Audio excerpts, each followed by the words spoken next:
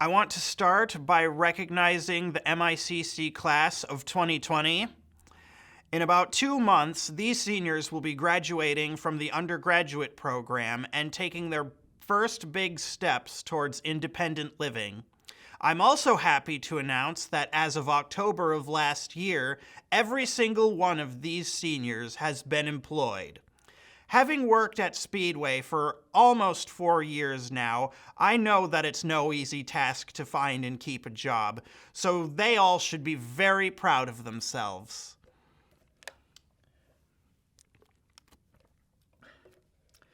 They've all come a long way.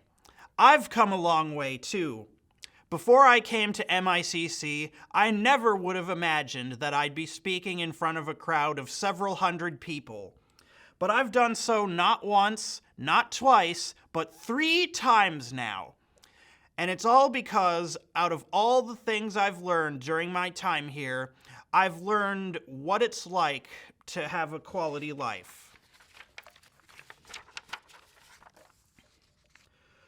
Before I attended MICC, I wasn't getting anywhere.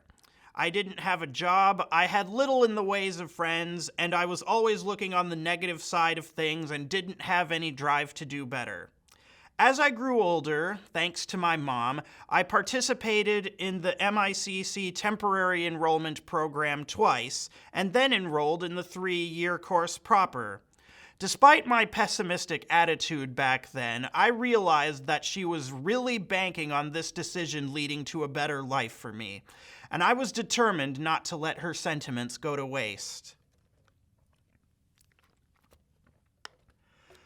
During my time at MICC, I slowly became a more optimistic and outgoing person. I made friends with other students and even some of the teachers. But the best part was when I ended up making friends with a fellow student named Matt. When the two of us first met, neither one of us would have ever guessed that we'd end up being friends. But during an activity where we were partnered together and had to guess what the other was thinking by giving clues, Matt correctly guessed that I was thinking Spyro the Dragon in one round and happily announced that he loved those video games just as much as I do. From there, we learned more about each other, we helped each other, and to this day, we're still best friends even after almost 7 years.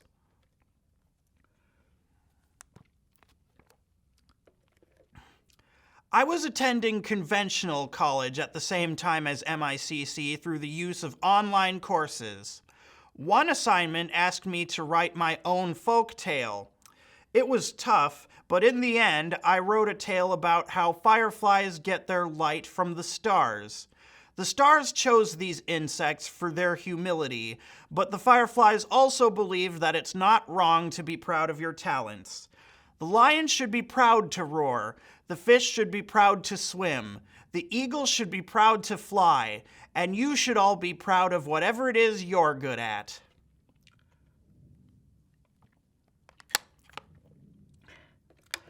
On a whim, I decided to share my folk tale with other students and teachers.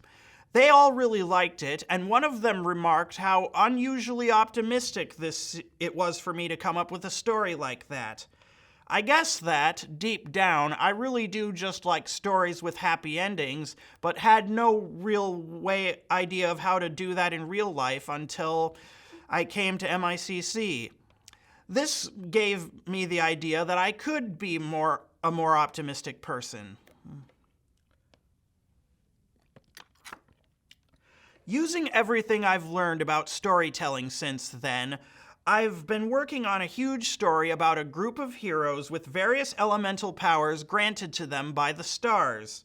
While they're busy saving the day from the forces of evil and generally just doing their best to make the world a better place however they can, they learn about themselves, their flaws, and work towards overcoming said flaws to become better people.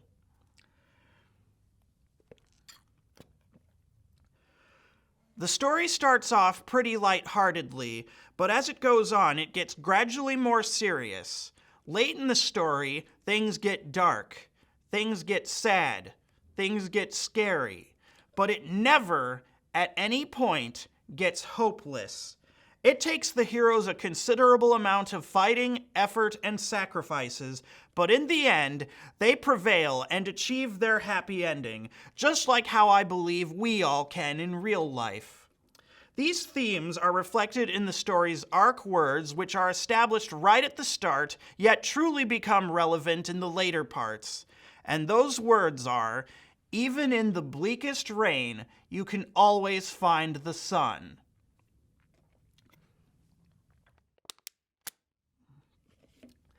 They say to write what you know, and the themes of self-improvement and overcoming hardships in my story go hand in hand with my time at MICC.